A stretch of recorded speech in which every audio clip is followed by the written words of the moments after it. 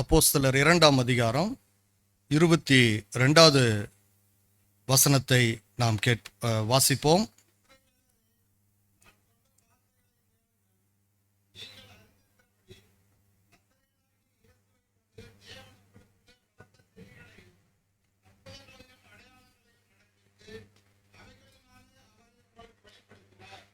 கண்களை மூடி ஜெபிப்போம். கர்த்தாவே, நீர் எங்களோடு பேசும், நாங்கள் கேட்கிறோம். இயேசுவின் நாமத்தில் ஜெபிக்கிறோம் பிதாவே, ஆமென். பிரியமானவர்களே, உலகமெங்கும் இந்த நாளிலே பெந்தகோஸ்தே என்னும் பண்டிகையை ஆசரித்து கொண்டிருக்கிறார்கள். பெந்தகோஸ்தே என்று ஒரு சபை பிரிவினரும் அநேக இடங்களிலே காணப்படுகிறார்கள். 1904ஆம் ஆண்டுக்கு பிறகு இந்த பிரிவு ஆனது கிறிஸ்துவ சமுதாயத்தில் கடந்து வந்தது. 1940க்கு பிறகு அசூசா ஸ்ட்ரீட் ரிவைவல் என்று சொல்லுவார்கள். அதன் பிறகு ஏஜி திருச்சபை என்று சொல்லி வந்து இந்த பெந்தகோஸ்தே பாரம்பரியம் என்று சொல்லி தனியாக ஒரு பாரம்பரியத்தை உருவாக்கி அநேக இடங்களில் வேதத்துக்கு புறம்பான காரியங்களை சொல்லிக்கொண்டு தவறான காரியங்களில் ஈடுபட்டு கொண்டு இருக்கிறார்கள். இந்த நாளிலே அந்த பெந்தகோஸ்தே என்னும் நாள், முதலாவது வசனத்துல நாம் வாசிக்கிறோம். பெந்தகோஸ்தே என்னும் நாள் வந்தபோது, பல முறை நான் இதை குறித்து சொல்லி இருக்கிறேன். பெந்தகோஸ்தே என்றால் என்ன? 50ஆம் நாளை குறிக்கக்கூடிய ஒரு வார்த்தையாக இருக்கிறது. பெந்தகோஸ்தே என்கிற அந்த வார்த்தையினுடைய பொருள் 50ஆம் நாளை குறிக்கக்கூடிய ஒரு வார்த்தையாக இருக்கிறது. இப்ப இந்த 50ஆம் நாளிலே என்ன நடந்தது? ஏன் தேவ பக்தியுள்ள யூதர்கள் எல்லா இடத்திலிருந்தும் எருசலேமுக்கு வந்து தங்கியிருந்தார்கள்? எதற்காக தங்கியிருந்தார்கள்? ஏன் இந்த பண்டிகையை கொண்டாட வந்தார்கள்? லேவியராகமத்தின் புத்தகம் 23ஆம் அதிகாரத்தில் நாம் வாசிக்கிறோம். 15, 16 வசனங்களிலே தெளிவாக நாம் வாசிக்க முடியும்.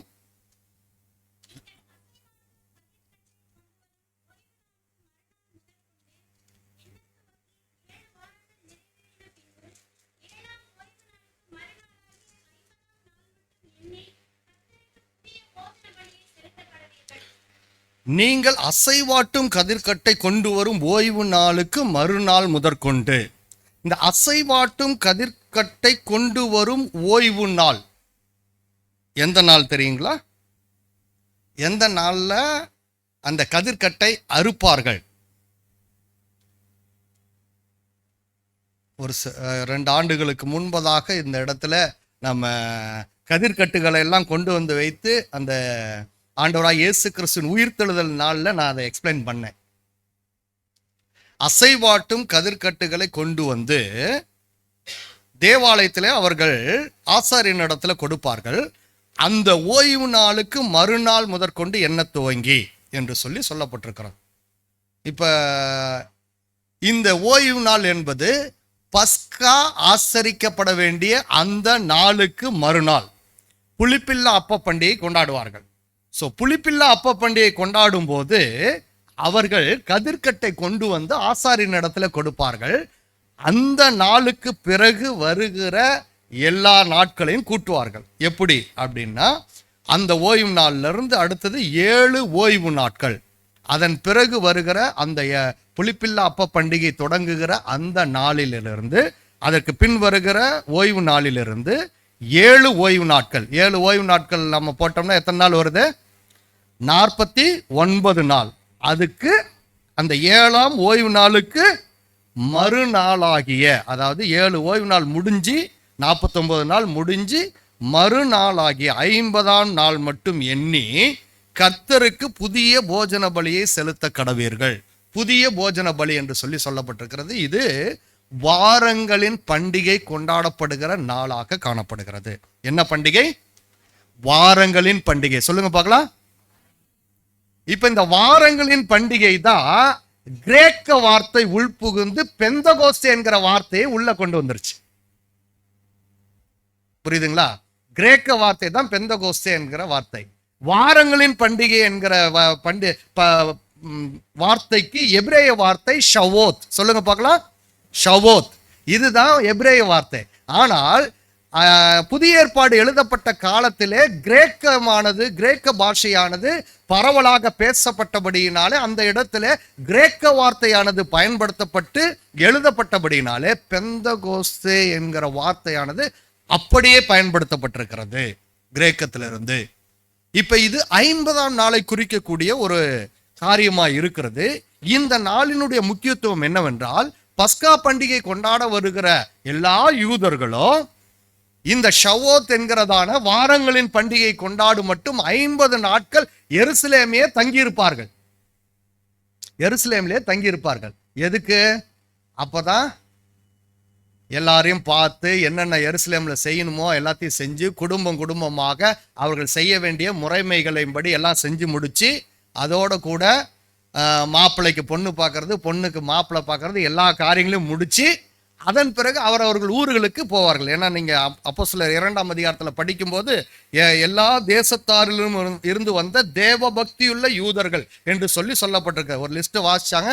நிறைய பேருக்கு தமிழ் படிக்க தெரியாது. இந்த ஊர் பேரை படிக்கணும்னா நிறைய பேர் கஷ்டப்படுவீங்க. ஏன்னா பைபிளை நாம சரியா வாசிக்கிறது இல்லை. பைபிளை வாசிச்சாதான் ஊர் பெயர்களை நாம சொல்ல முடியும். அப்ப வீட்டுல போய் வேணா வாசிச்சு பார்த்துங்க. இந்த ஒவ்வொரு ஊர்களிலும் இருந்து தேவ பக்தி உள்ள யூதர்கள் எருசலேமுக்கு இந்த பண்டிகை கொண்டாடுவதற்காக கூடியிருந்தார்கள். அப்பொழுது என்ன நடந்தது? நாம் கடந்த 4 வாரமாக நாம தியானித்து வந்தோம். ஆண்டவருடைய உயிர்த்தெழுதலுக்கு பிறகு ஆண்டவராகிய இயேசு கிறிஸ்து தம்முடைய சீஷர்களுக்கு என்னத்தை கற்றுக் கொடுத்தார்? தேற்றரவாளரான பரிசுத்த ஆவியானவரை உங்களிடத்தில் அனுப்புவேன் என்று சொல்லி உங்கள் இருதயம் கலங்காது இருப்பதாக என்று சொல்லி முடித்துவிட்டு அவர் சொல்லுகிறார், இதோ சத்திய ஆவியானவர் உங்களுக்குள்ளே வந்து வாசம் பண்ணுவார், அது வரைக்கும் நீங்க காத்திருங்கள் என்று சொல்றார். அது வரைக்கும் நீங்கள் காத்திருங்கள் என்று சொல்லுகிறார். கலிலேயாவிலே அவர்கள் காத்திருக்கும்படியாக சொல்லுகிறார். ஆனா அவங்க காத்திருக்கிற இடம் எருசலேமிலே மேல் வீட்டு அறையிலே அவர்கள் கூடியிருக்கிறார்கள். எருசலேமிலே மேல் வீட்டு அறையிலே கூடியிருக்கிறார்கள். அப்ப அங்கிருந்த யூதர்கள் சொல்றாங்க, இவங்க எல்லாரும் கலிலேயர்கள் அல்லவா? இப்ப நம்ம ஊர்ல குறிப்பா பார்க்கணும்னா திருநெல்வேலிக்கும் நாகர்கோவிலுக்கும் பெரிய வித்தியாசம் கிடையாது. நெருங்கின அருகருகே இருக்கிற ஊரு. ஆனால் 2 பேரும் ஒரே சமுதாயத்தை சார்ந்தவர்கள். ஆனா திருநெல்வேலியில இருக்கிறவங்க நாகர்கோயில்ல இருக்கிறவங்களோட பேச மாட்டாங்க. எப்ப பார்த்தாலும் சண்டை போட்டுட்டு இருப்பாங்க. ஒரே சமுதாயத்தை சார்ந்தவர்கள். காரணம் என்னவென்றால், நாங்க தான் மேலுன்னு நினைச்சிட்டு இருந்த ஒரு விதமான பிரிவு. அப்படிப்பட்ட ஒரு மனநிலையிலே தான் எருசலேமிலே இருந்த யூதர்கள் கலிலேயர்களை பார்த்தார்கள். ஏனென்றால் கலிலேயா வடக்கு திசையில் உள்ள ஒரு தேசமாக காணப்பட்டது. இவர்கள் எல்லாரும் கலிலேயர்கள் அல்லவா? இங்க எருசலேமிலே அவர்களுக்கு என்ன வேலை? எருசலேமிலே இப்படிப்பட்ட காரியம் நடக்குமா கலிலேயர்கள் மூலமாக? நாத்தான்வேல் இயேசுவினிடம் வந்தபோது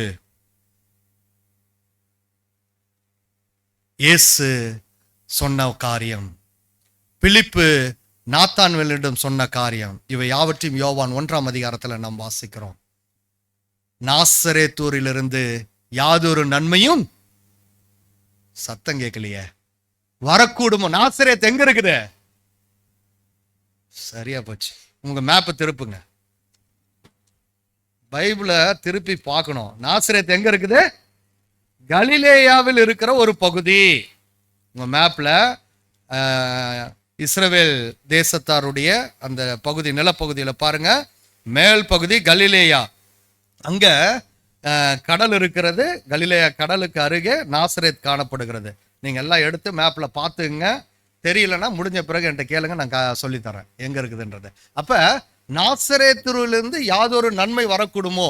கிறிஸ்து அங்கிருந்து இங்கே இப்ப கடந்து வந்திருக்கிறார் என்பதை குறிக்கக்கூடியதை தான் இவர்கள் யாவரும் கலிலேயர்கள் அல்லவா என்று சொல்லி இங்கே அங்கிருந்த யூதர்கள் குறிப்பிடுகிறதை நாம் பார்க்க முடிகிறது. பிரியமானவர்களே, சரி, இப்ப இந்த நாள்ல நடந்த நிகழ்வு என்ன அப்படின்னு சொல்லி பார்த்தோம் என்றால், யோவேல் தீர்க்கதரிசியினால் முன்னுரைக்கப்பட்டது என்று சொல்லி அங்கே பேதுரு ஜனங்களோடு பேசுகிறதை நாம் காண முடிந்தது. பேதுரு ஜனங்களோடு பேசுகிற காரியம் யோவேல் தீர்க்கதரிசியின் மூலமாக நடந்த ஒரு காரியமாக நாம் பார்க்கிறோம். யோவேல் 2ஆம் அதிகாரத்தில் நாம் வாசிக்கிறோம். 28, 29 வசனங்களை வாசிப்போம். அதற்கு பின்பு நான் மாம்சமான யாவர் மேலும் என் ஆவியை ஊற்றுவேன். அப்பொழுது உங்கள் குமாரரும் உங்கள் குமாரத்திகளும் தீர்க்க தரிசனம் சொல்லுவார்கள். உங்கள் மூப்பர் சொப்பனங்களையும் உங்கள் வாலிபர் தரிசனங்களையும் காண்பார்கள். ஊழியக்காரர் மேலும் ஊழியக்காரிகள் மேலும் அந்நாட்களிலே என் ஆவியை ஊற்றுவேன். இது யோவேல் இஸ்ரவேல் ஜனத்தாரை குறித்து தீர்க்க தரிசனமாக சொன்ன வார்த்தை. அவர்கள் திரும்ப எப்படி கட்டி எழுப்பப்படுவார்கள், எப்படிப்பட்ட விதத்துல தேவனுடைய ஆவியானவர் கடந்து வந்து அவர்களை பலப்படுத்துவார், அவர்கள் மூலமாக வார்த்தை எப்படி உலகம் எங்கும் எடுத்து செல்லப்படும், சுவிசேஷம் எப்படி பிரபல்யம் ஆகும் என்பதை யோவேல் கிறிஸ்து பிறப்பதற்கு முன்பதாகவே இந்த இடத்துல அறிக்கை செய்கிறதை தான் நாம் பார்க்கிறோம். அதை தான் இங்கே அப்போஸ்தலனாகிய பேதுருவும் தம்முடைய பிரசங்கத்தில் குறிப்பிடுகிறதை நாம் பார்க்க முடிகிறது. பிரியமானவர்களே, அப்ப ஆண்டவருடைய வார்த்தை யாவர் மேலும் வந்து இறங்கும். ஆவியானவர் மூலமாக ஆவியானவர் உள்ளே வரும்போது கர்த்தருடைய வார்த்தையை பிரசங்கிக்க வைப்பார். கர்த்தருடைய வார்த்தை நம்மிடத்திலிருந்து புறப்படுகிறதா இருக்கு. அதனாலதான் பேதுரு எழுந்து பிரசங்கிக்கிறார். இதை தான் அப்போஸ்தலனாகிய பவுல் எபேசு திருச்சபைக்கு எழுதும் போது அழகாக சொல்லுகிறார். 1ஆம் அதிகாரம் 13வது வசனத்துல,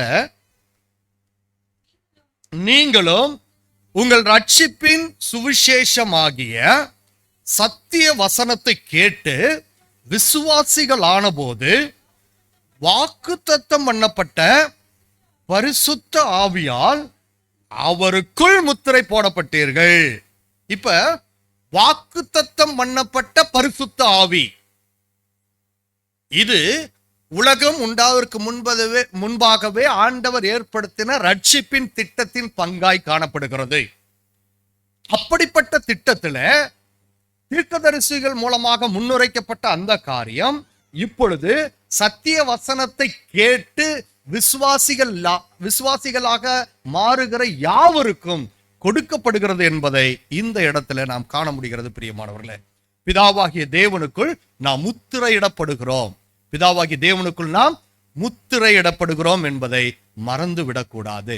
இதை தான் இந்த இடத்துல பார்க்க. இப்ப இந்த பண்டிகை நாளினுடைய சிறப்பு என்ன அப்படின்னு சொல்லி நாம் பார்க்கும்போது நாம் வாசித்தோம். லேவி ராமத்தின் புத்தகத்துல 23ஆம் அதிகாரத்துல வாசிக்கும் போது, இந்த நாளிலே நீங்கள் கர்த்தருக்கு புதிய போஜன பலியை செலுத்துங்கள், புதிய போஜன பலியை செலுத்த கடவீர்கள் என்று சொல்லப்பட்டிருக்கிறது. இது 21வது வசனத்தை வாசிங்க. அந்த நாள் உங்களுக்கு சபை கூடும் பரிசுத்த நாள் என்று கூற வேண்டும். அதிலே சாதாரணமான யாதொரு வேலையும் செய்யலாகாது. இது உங்கள் வாசஸ்தலங்களில் எல்லாம் உங்கள் தலைமுறை தோறும் செல்ல வேண்டிய நித்திய கட்டளை. அப்ப கட்டளை கொடுக்கப்பட்டிருக்கிறது என்ன அப்படின்னா, காலகாலமாக உங்கள் வாசஸ்தலங்களிலே நீங்கள் இருக்கின்ற இடங்களிலே இந்த பண்டிகையை நீங்கள் ஆசரிக்க வேண்டும். இன்னைக்கு பெயர் மாற்றப்பட்டாலும் கொண்டாடப்படுவது என்ன பண்டிகை? வாரங்களின் பண்டிகை. கொண்டாடப்படுவது என்ன பண்டிகை? வாரங்களின் பண்டிகை. ஏனென்றால் ஆண்டவர் கொடுத்த கட்டளையை ஒருபோதும் மாற்ற மாட்டார். ஆண்டவர் கொடுத்த கட்டளையை அவர் ஒருபோதும் மாற்றுவது கிடையாது. மோசே கொண்டு வந்து கட்டளையை பிரமாணத்தை அடங்கிய அந்த கற்பலகை உடைத்து போடுகிறார். அதே போன்ற அதற்கு ஒத்த 2 கற்பலகைகளை நீ செதுக்கிட்டு வான்னு சொல்றாரு. அதன் பிறகு யாத்ராமத்தின் புத்தகத்தில் நாம் பார்க்கிறோம், ஆண்டவராய் கர்த்தர் அந்த கற்பலகைகளே தம்முடைய பிரமாணத்தை எழுதுகிறார். மாத்தி எழுதினாரா? இல்ல. பலகைகள் புதிதாக வந்தது, எழுதப்பட்ட பிரமாணம் ஒன்றே, அது மாற்றப்படவில்லை. அதை தான் நாம் இங்கே பார்க்கிறோம். இப்ப இந்த இடத்துல சொல்லப்பட்ட நித்திய நியமமாக உங்கள் வாசஸ்தலங்களிலே நீங்கள் கடைபிடிக்க வேண்டிய ஒரு முக்கியமான பரிசுத்த சபை கூடுதலின் நாளாக இது காணப்படுகிறது என்று சொல்லப்படுகிறது. அப்படிப்பட்ட ஒரு மிக முக்கியமான நாளை கொண்டாடத்தான் இப்ப இந்த அப்போஸ்தலர் 2ஆம் அதிகாரத்துல ஜனங்கள் கடந்து வந்திருக்கிறார்கள். என்ன காரியம் தவறாக இந்த இடத்துல புரிந்து கொள்ளப்பட்டது என்றால், 2000 வருஷத்துக்கு முன்னாடி வரைக்கும் எதுவுமே இல்லை. இந்த 1940க்கு அப்புறம் 1904க்கு அப்புறம் நடந்த ஒரு நிகழ்வு, அதனை தொடர்ந்து வந்த சபை பிரிவினை கொண்டு வந்த நிகழ்வு தான் இந்த இடத்துல மாற்றத்தை கொண்டு. என்னன்னா, இந்த இடத்துல சொல்லப்பட்ட வார்த்தைகள் மிக தெளிவாக இருக்கிறது. பரிசுத்த ஆவியினாலே நிரப்பப்பட்டு ஆவியானவர் தங்களுக்கு தந்தருளின வரத்தின்படியே வெவ்வேறு பாஷைகளிலே பேசத் தொடங்கினார்கள். இன்னைக்கு வெவ்வேறு பாஷைகள் என்று சொல்லும்போது, இன்று பொதுவாக இப்படிப்பட்ட சபைகளிலே பேசப்படுகிற வார்த்தைகளை கேட்டோம் என்றால் அருவருக்கக்கூடியதாய் காணப்படுகிறது.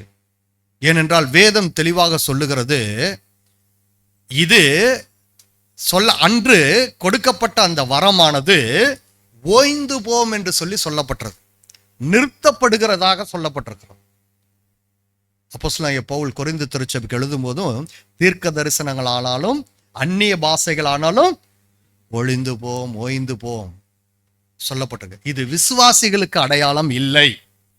இந்த இடத்துல நிறைய பேர் சொல்லுவாங்க, உங்களுக்கு என்ன பாஷை தெரியும், நீங்க பேப்டிஸ்ட் இதுல வந்தனால நீங்க எதிர்த்து பேசுறீங்க. கிடையாது. வசனத்தின்படி ஒருவன் நிற்பான் என்றால், பேப்டிஸ்ட், பெண்டகாஸ்ட், சிஎஸ்ஐ, ஏஜி இதெல்லாம் பிரிவுகள் நாம உண்டாக்குறது. வசனத்தின்படி ஒருவன் நிற்கிறான் என்றால் வசனத்தின்படி கீழ்ப்படிய வேண்டும். சொல்லுகிற காரியம் என்னவென்றால், இந்த இடத்துல நாங்கள் தேவனோடு ரகசியத்தை பேசுகிறோம். எத்தனை பேர் கேள்விப்பட்டிருக்கீங்க? எல்லாம் தேவனோடு ரகசியத்தை பேசுகிறோம். பிசாசுக்கு தெரியாத ஒரு ரகசியத்தை நீ பேச முடியுமா? ஆண்டவர் மோசையோட பேசிட்டு இருக்கும் போதே பிசாசு கீழே அந்த திட்டத்தை முறியடிக்க தங்கத்தினால பொற்கன்று குட்டியை உருவாக்குறான். நான் சொல்றது புரியுதா புரியலைங்களா?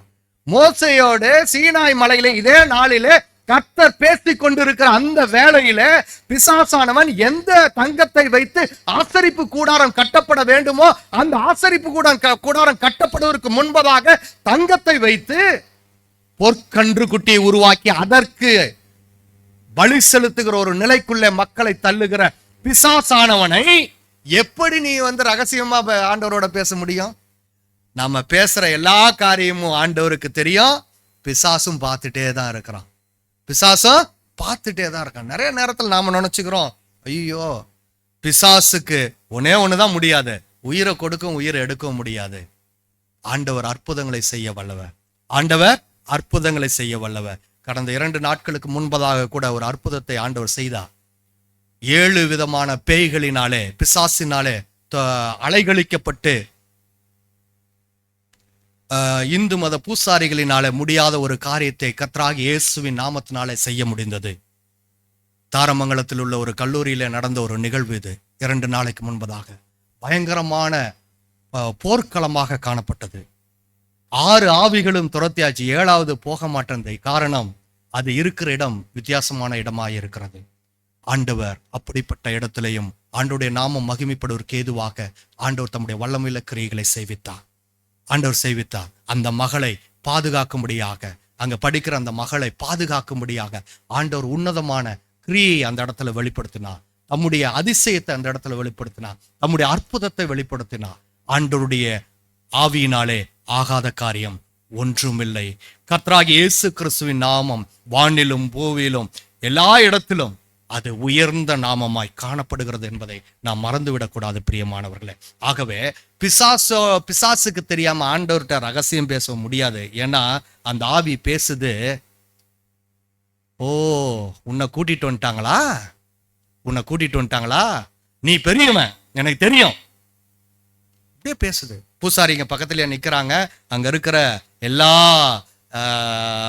ஸ்டாஃபும் ஹிந்துஸ் முழுசா, எக்ஸப்ட் எங்க வீட்டில் அவங்கள தவிர, பாஸ்டர்மா தவிர மற்ற எல்லாரும் ஹிந்துஸ். அந்த இடத்துல நிற்கும் போது ஆண்டவர் ஒரு மிகப்பெரிய அற்புதத்தை செய்தார்.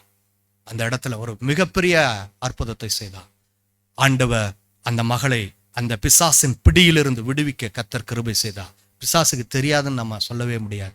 ரகசியத்தை நாங்கள் பேசுகிறோம் என்றால், நீ தவறான இடத்துல இருக்கிறாய் என்பதை உணர்ந்து கொள்ள வேண்டும். ஓகே, இது நம்ம சப்ஜெக்டுக்கு அப்பாற்பட்டது.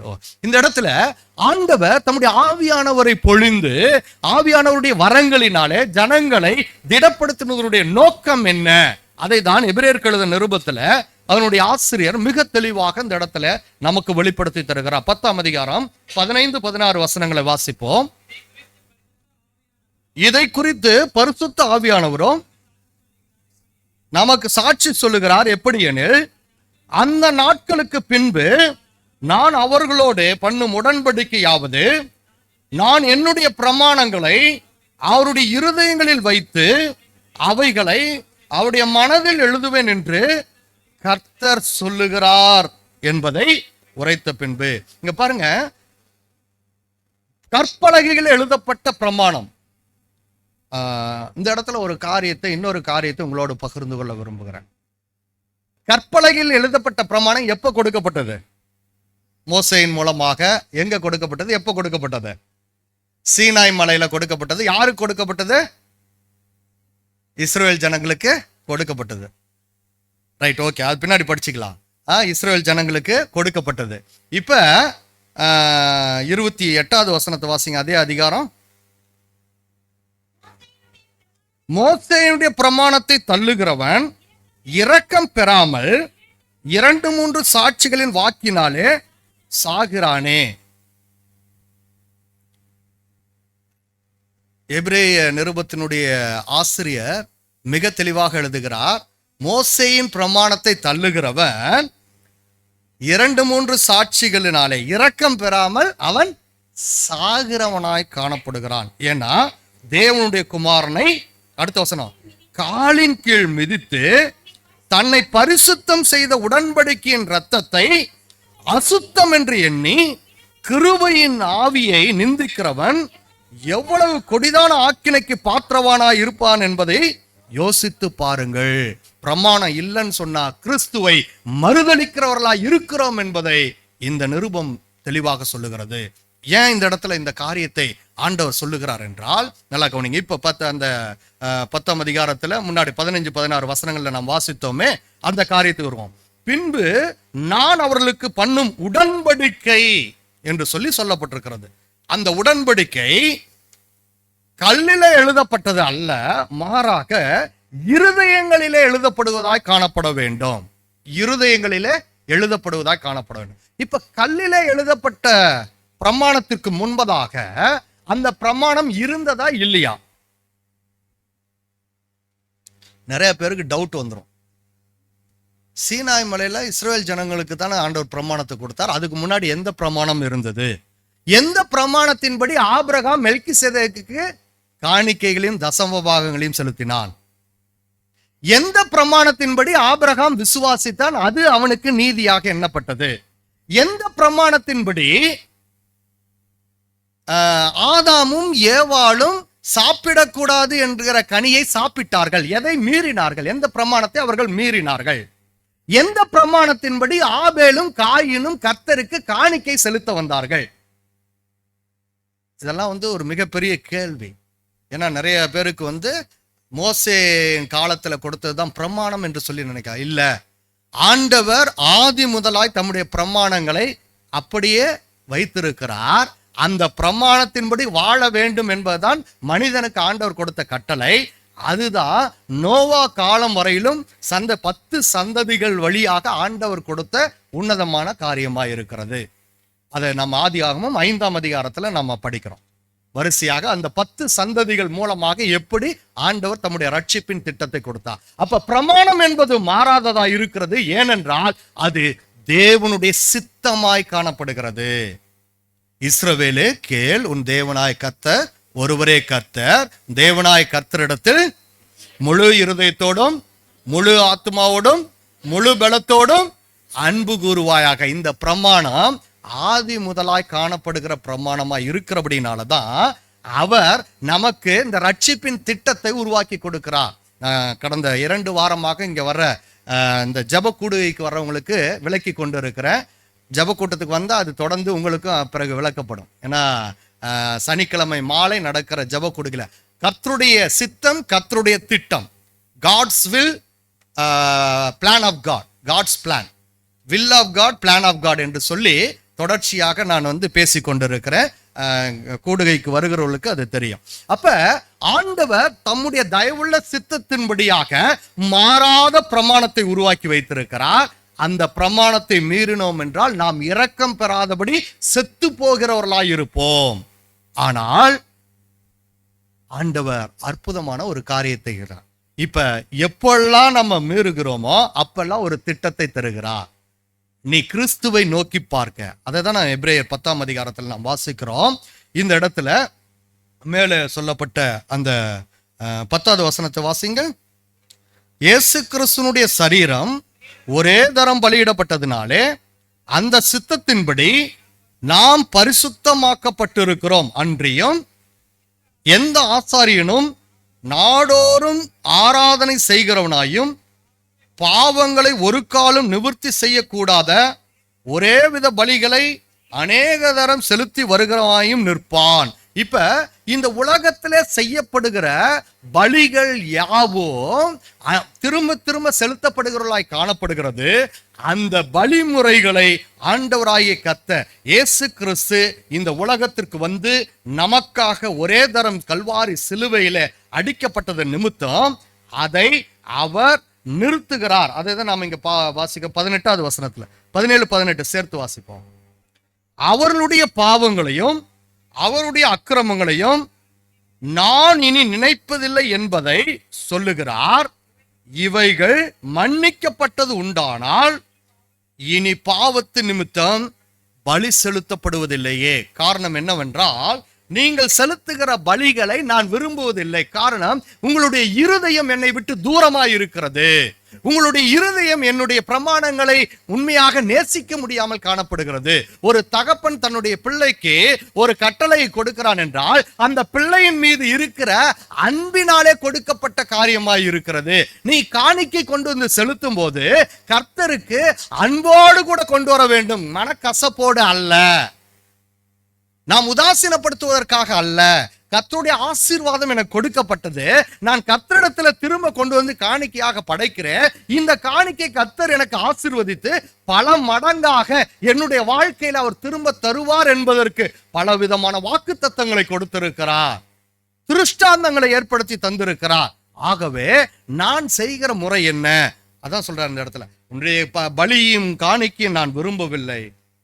ஆண்டவர் ஒரு சரீரத்தை எனக்கு ஆயத்தம் பண்ணினேன், சர்வாங்க தகன பலிகளும் பாவ நிவாரண பலிகளும் உமக்கு பிரியமானது அல்ல என்றீர். அப்பொழுது நான், தேவனே உம்முடைய சித்தத்தின்படி செய்ய இதோ வருகிறேன், புஸ்தக சுருளில் என்னை குறித்து எழுதியிருக்கிறது என்று சொன்னேன் என்றார். நான் வாசித்தது எபிரேயர் 10ஆம் அதிகாரத்துல தான் வாசித்து கொண்டே இருக்கிறேன். அப்ப இந்த காரியங்கள் மிக தெளிவாக சொல்லப்பட்டிருக்கிறது. இந்த நாளிலே ஆண்டவர் என்ன செய்கிறார்? இந்த பெந்தகோஸ்தே என்று சொல்லப்படுகிற வாரங்களின் பண்டிகை கொண்டாடப்படுகிற இந்த 50ஆம் நாளிலே ஆண்டவர் என்ன செய்கிறார்? இதோ தம்முடைய வார்த்தையினாலே இந்த உலகத்தை உண்டாக்கி தம்முடைய வார்த்தை இந்த உலகத்திற்கு கொடுத்த தேவன், அவர் மாறாதவராய் இருக்கிறார். அவர் பிரமாணங்களை கற்பலகைகளை எழுதி மோசையின் மூலமாக ஜனங்களுக்கு கொடுத்தார். கற்பலகையில் எழுதப்பட்ட பிரமாணத்தையும் ஜனங்கள் மீறினார்கள், சொல்லப்பட்ட வார்த்தைகளையும் ஜனங்கள் மீறினார்கள். இப்ப ஆண்டவர் கிறிஸ்து இயேசுவின் மூலமாக ஆண்டவர் செய்கிற மாற்றம் என்னவென்றால், பலிமுறைகளை நிறுத்தி அந்த பிரமாணங்களை இருதயத்தில் எழுதப்படும்படியாக அவர் சொல்லுகிறார். அதை தான் எரேமியா தீர்க்கதரிசி அதை முன்னுரைக்கிறார் 31ஆம் அதிகாரம் 33வது வசனத்துல.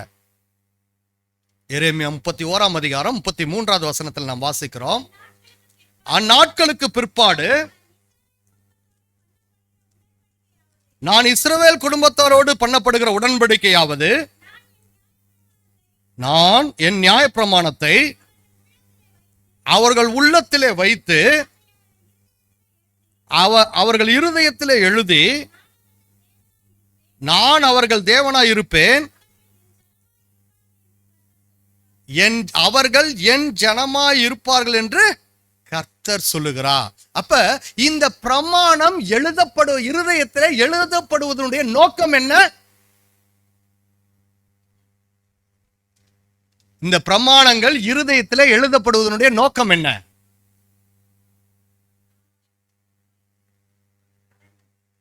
அவர் நம்முடைய தேவனா இருந்தா தான் நாம அவர் ஜனமா இருக்க முடியும். அப்பாவே இல்லாம புள்ள வந்துருமா?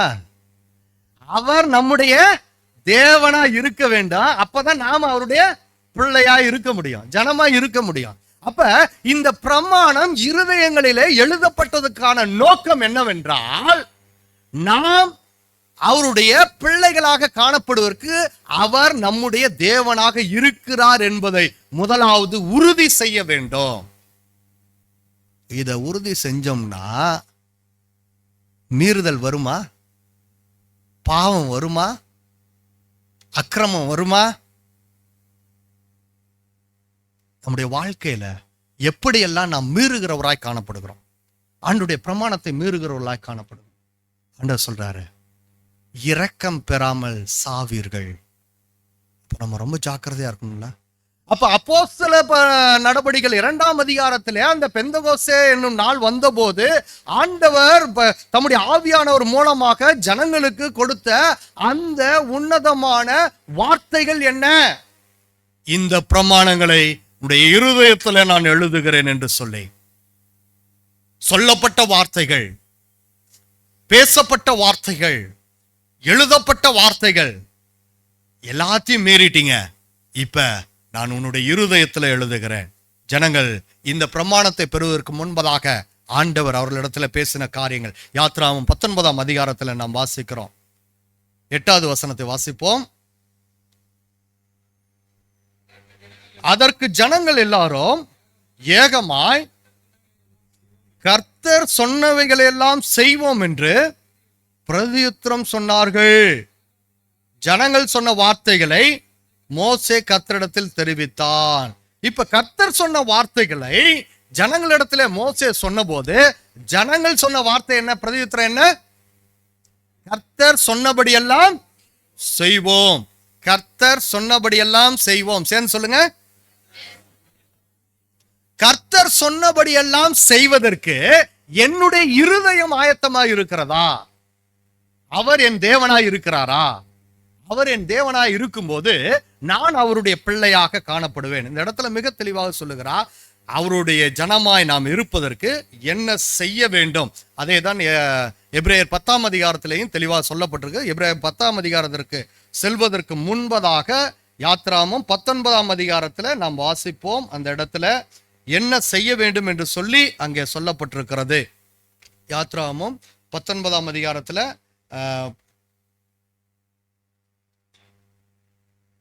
பரிசுத்தம் பண்ண சொல்லுங்க.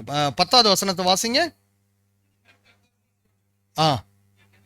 நீ ஜனங்களிடத்தில் போய் இன்றைக்கும் நாளைக்கும் அவர்களை பரிசுத்தப்படுத்து.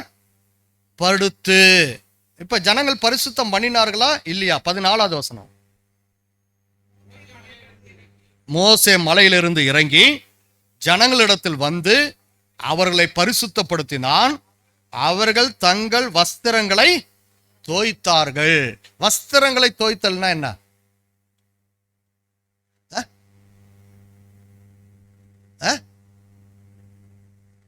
இதை சொல்றத சத்தமா சொன்னா எனக்கு காது கேட்கும். இல்ல யாராவது கேட்டா சொல்லுங்க. துணி துவைக்கிறதா? வஸ்திரங்களை தோய்த்தார்கள், துணி துவைக்கிறது. ஓகே, ரைட் ரைட், நமக்கு அதான் தெரியும். ஏன்னா வேத கலாச்சாரம் என்பது வித்தியாசமா இருக்கு. எத்தனை பேர் குளத்தருகே நீங்க சிலர் குளிக்கிறத பார்த்துருக்கிறீங்க? அவங்க குளிச்சுட்டு துணியை அங்கேயே துவைப்பாங்களா இல்ல வீட்டுக்கு எடுத்துட்டு வந்து துவைப்பாங்களா? குளிச்ச பிறகுதான் வஸ்திரத்தை துவைப்பான். குளிச்ச பிறகு துணியை அங்கேயே அலசி எல்லாம் எடுத்து விட்டு காய போட்டு அதுக்கப்புறம் எடுத்துட்டு வருவான். யாரும் வீட்டுக்கு கொண்டு வந்து துணி துவைக்க மாட்டாங்க. இதுதான் கலாச்சாரம். கலாச்சாரத்தை புரியாம வேதத்தை புரிந்து கொள்ளவே முடியாது. அப்ப யார் ஒருவன் அந்த மிக்வா என்று சொல்லப்படுகிற ஞானஸ்நானத்தின் அடையாளமாகிய தண்ணீருக்குள் முழுகுதலை யார் ஒருவன் செய்கிறானோ அவன் தன் வஸ்திரங்களை தோய்க்கிறவனாய் இருக்கிறான். இந்த வஸ்திரங்கள் தோய்க்கப்படுவதற்கு, ஞானஸ்நானம் எடுக்கப்படுவதற்கு அடையாளம் என்ன? முதலாவது பரிசுத்தமாக வேண்டும். யார் ஞானஸ்நானம் எடுக்கணும்? யார் ஒருவன் பரிசுத்தமாகி இருக்கிறானோ அவன் தான் ஞானஸ்நானம் எடுக்கணும். எல்லாத்துக்கும் ஞானஸ்நானம் கொடுக்கறது இல்ல. ஞானஸ்நானம் என்பது வெறுமனே போய் தண்ணீர முழுகி ஏந்திரிப்பது கிடையாது. மாறாக பரிசுத்தப்படுத்தப்பட்ட ஒருவன் முழுகி எழுந்திருப்பது, ஞானஸ்நானமாக இந்த இடத்துல சொல்லப்படும். அதுதான் எபிரேயர்கள் எழுதின நிருபத்துல நாம் வாசிக்கிறோம் பிரியமானவர்களை. இப்ப எபிரேயர் 10ஆம் அதிகாரத்தை திருப்பிக் கொள்வோம். 22வது வசனத்தை வாசிப்போம். துர்மனசாட்சி நீங்க தெளிக்கப்பட்ட இருதயம் உள்ளவர்களாயும் சுத்த ஜலத்தால் கழுவப்பட்ட சரீரம் உள்ளவர்களாயும் உண்மையுள்ள இருதயத்தோடும் விசுவாசத்தின் பூரண நிச்சயத்தோடும் சேரக்கடவோம். எங்க சேரக்கடவோம்? இயேசு கிறிஸ்து நமக்காக கல்வாரி சிலுவையில வழியை உண்டு பண்ணி கொடுத்தார். எதற்கு போகும் வழியை உண்டு பண்ணி கொடுத்தார்? கிருபாசன தண்டை சேரக்கூடிய வழியை உண்டு பண்ணி கொடுத்தார். தேவாலயத்தின் திரைச்சீலை இரண்டாக கிழிந்தது. இனி ஆசாரியன் மட்டும் இல்ல, ஒவ்வொருவரையும் நான் ஆசாரியர் ஆக்குவேன் என்று சொல்லி ஆண்டவர் சொல்லுகிறார். உங்களை ராஜரீக ஆசாரிய கூட்டமாய் மாற்றுவேன் என்று சொன்ன கர்த்தர் சொல்லுகிறார். இதோ நீங்கள் உங்களுக்குள்ளே துர்மனசாட்சி நீங்க தெளிக்கப்பட்ட இருதயம் உள்ளவர்களாய் இருக்க வேண்டும். துர்மனசாட்சி இருதயத்திலிருந்து வெளியேற வேண்டும். அதுக்கப்புறம் தான் என்ன பண்ணோம்? சுத்த ஜலத்தால் கழுவப்பட்ட சரீரம் உள்ளவர்களா இருக்கணும். எப்ப என்னிடத்திலிருந்து இந்த உலகத்திற்குரிய ஆசைகள், உலகத்தின் காரியங்கள், இச்சைகள், துர்மனசாட்சிக்குரிய கிரிகள், மாம்சத்தின் கிரிகள் அறவே வெளியே போகிறதோ அப்பொழுதுதான் நான் என்ன பண்ணா ஞானஸ்தானம் எடுக்கணும். நம்முடைய ஞானஸ்தானத்தை நினைச்சு பாருங்க. ஆண்டவர் இன்னமும் தம்முடைய கிருபையை நமக்கு கொடுக்கிறவராய் இருக்கிறபடினாலே நாம் சாகாமல் இருக்கிறோம். அவருடைய கிருபையினாலே நாம் சாகாமல் காணப்படுகிறோம். பிரியமானவர்களே, துர்மனசாட்சி நம்மிடத்திலிருந்து நீங்க வேண்டும். துர்மனசாட்சி நம்மிடத்திலிருந்து நீங்கும் போதுதான் சுத்த ஜலத்தால் கழுவப்பட நாம் முடியும். துர்மனசாட்சி நம்மிடத்திலிருந்து நீங்கினால்தான் கர்த்தருடைய வார்த்தை நல் மனசாட்சி உள்ள வரும். ஏன் அடுத்தவனுக்கு விரோதமான காரியங்களை நினைக்கிறோம்? துர்மனசாட்சி உள்ள இருக்கனால. ஏன் அடுத்தவனை எப்பயும் மட்டம் தட்ட நினைக்கிறோம்? துர்மனசாட்சி இருக்கிறதுனால. ஏன் கோபம் வருது? துர்மனசாட்சி இருக்கிறதுனால. ஏன் வைராக்கியம் வருது? துர்மனசாட்சி இருப்பதனால. இவை யாவும் நீங்கி போக வேண்டும். என்னிடத்துல காணப்படுகிற மாம்சத்தின் கிரியைகளை நான் அழிக்க வேண்டும். அதன் பிறகு நான் சுத்த ஜலத்தினாலே நான் சுத்திகரிக்கப்பட்டவனாய், சுத்தமாக்கப்பட்டவனாய், சுத்தமாக்கப்பட்ட சரீரத்தோடு கர்த்தரை நோக்கி பார்க்க வேண்டும். அதுக்கப்புறம் சுத்தமாக்கப்பட்ட பிறகு எனக்குள்ள என்ன வருது? உண்மையுள்ள இருதயம். அந்த இடத்துல உண்மை என்கிற வார்த்தை சத்தியம் என்கிற வார்த்தையோடு பயன்படுத்தப்பட்ட ஒன்றாய் இருக்கிறது. ஆனா மொழியாக்கத்துல உண்மை என்று சொல்லி சொல்லப்பட்டிருக்கிறது. ஆண்டவராகிய கிறிஸ்துவே சத்தியபரராய் இருக்கிறார். சோ கிறிஸ்து தம்முடைய வார்த்தையை நம்முடைய இருதயங்களிலே கொடுக்க. ஏன்னா இருதயத்திலே எழுதப்படுகிற வார்த்தைகள் கர்த்தருடைய வார்த்தைகளாய் இருக்கிறது, கர்த்தருடைய பிரமாணங்களாய் இருக்கிறது. கர்த்தருடைய வார்த்தைகள் நமக்குள்ளிருந்து செயல்படுவதற்கு ஆண்டவர் வழிவகை செய்கிறவராய் இருக்கிறார். துர்மனசாட்சி நீங்க தெளிக்கப்பட்ட இருதயம் உள்ளவர்களாய் நாம் காணப்படும் போது சரீரத்தை சுத்திகரிக்கப்பட்டு அதன் பிறகு தேவனுடைய வார்த்தைகள் நம்முடைய இருதயத்தில் காணப்படுகிறது. அதனாலதான் நம்ம மத்தேயு 28ஆம் அதிகாரத்துல வாசிக்கும் போது ஆண்டவர் தம்முடைய பிரதான கற்பனையில சொல்றாரு, நீங்கள் புறப்பட்டு போய் சகல ஜாதிகளையும் சீஷராக்கி பிதா குமாரன் பரிசுத்தாவின் நாமத்தை அவர்களுக்கு ஞானஸ்நானம் கொடுத்து நான் உங்களுக்கு கட்டளையிட்ட யாவையும் அவர்கள் கை கொள்ளும்படி அவர்களுக்கு உபதேசம் கிடையாது. துர்மனசாட்சி நீங்கணும், மனம் திரும்புதல், மனமாற்றம் இவையெல்லாம் நடந்த பிறகு ஞானஸ்நானம் எடுத்த பிறகு உபதேசத்தை நாம போதித்து இருதயத்துல வைக்க உண்மையுள்ள இருதயத்தோடு விசுவாசத்தின் பூரண நிச்சயத்தோடு கர்த்தரிடத்துல சேர நம் வழிவகை செய்ய வேண்டும். எது மாறினாலும் வாழ்க்கை மாறிவிடும். துர்மனசாட்சி நீங்காம நேராக ஞானஸ்தானத்துக்கு போனோம்னா கர்த்தருடைய வார்த்தை நமக்குள்ளே காணப்படாது. ஏன்னா அங்க கர்த்தருடைய வார்த்தை வருவதற்கு இடமில்லை. கர்த்தருடைய வார்த்தை இங்க வந்தாதான் நமக்குள்ளே விசுவாசத்தின் பூரண நிச்சயம் காணப்படும். அந்த விசுவாசத்தின் பூரண நிச்சயத்தை கொடுக்கிறவர் நம்முடைய ஆண்டவராகிய இயேசு கிறிஸ்து. நம்முடைய ஆண்டவராகிய இயேசு கிறிஸ்து கிருபையினாலே அதை நமக்கு தருகிறார். எபேசியர் 2ஆம் அதிகாரத்தில் நாம் வாசிக்கிறோம், கிருபையினாலே விசுவாசத்தை கொண்டு ரட்சிக்கப்பட்டீர்கள், இது உங்களால் உண்டானதல்ல, தேவனுடைய ஈவாக காணப்படுகிறது. அப்ப துர்மனசாட்சி நம்மிடத்திலிருந்து நீங்க ஆண்டவர் விரும்புகிறவராய் இருக்கிறார். அப்படிப்பட்ட நற்கிரியைகளை இப்ப 24, 25 வாசிங்க. எபிரேயர் 10 24 25. அன்புக்கும் நற்கிரியைகளுக்கும் நாம் ஏவப்படும்படி ஒருவரை ஒருவர் கவனித்து சபை கூடி வருதலை சிலர் விட்டு விடுகிறது போல நாமும் விட்டு விடாமல் ஒருவருக்கொருவர் புத்தி சொல்ல கடவோம். என்னத்தை புத்தி சொல்ல கடவோம்? அடுத்தது, நாளானது சமீபித்து வருகிறதை எவ்வளவாய் பார்க்கிறீர்களோ அவ்வளவாய் புத்தி சொல்ல வேண்டும். எதுக்கு? அடுத்த வசனம் சொல்லுது, சத்தியத்தை அறியும் அறிவை அடைந்த பின்பு நாம் மனப்பூர்வமாய் பாவம் செய்கிறவர்களாய் இருந்தால் பாவங்களின் நிமித்தம் செலுத்தத்தக்க வேற ஒரு பலி இல்லை. அப்ப நாம சொல்ல வேண்டிய காரியம் என்ன? இனி உன்னுடைய பாவத்திற்கென்று செலுத்தத்தக்க வேறொரு பலி இல்லை. கிறிஸ்து இயேசுவே நமக்காக எல்லாவித பலியுமாக கல்வாரி சிலுவையில நமக்காக மரித்து அடக்கம் பண்ணப்பட்டு 3ஆம் நாளில உயிர்த்தெழுந்து பிதாவின் வலது பாரிசத்துல வீற்றிருக்கிறவராய் இருக்கிறார். அவருடைய நாள் பரியந்தம் நம்மை பாதுகாக்க வல்லவராய் இருக்கிறார்.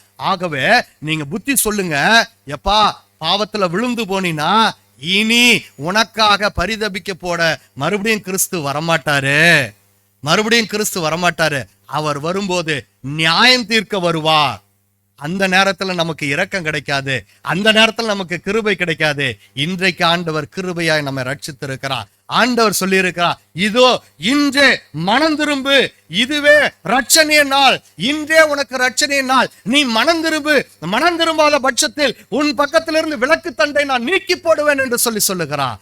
ஆண்டவருடைய பிரமாணங்கள் என்றென்றைக்கும் மாறாது இருக்கிறது. அதன் பிறகுதான் சொல்றாரு, நியாய தீர்ப்பு வரும் என்று பயத்தோடு எதிர்பார்க்குதலும் விரோதிகளை பட்சிக்கும் கோபாக்னியுமே இருக்கும் அந்த நாளிலே.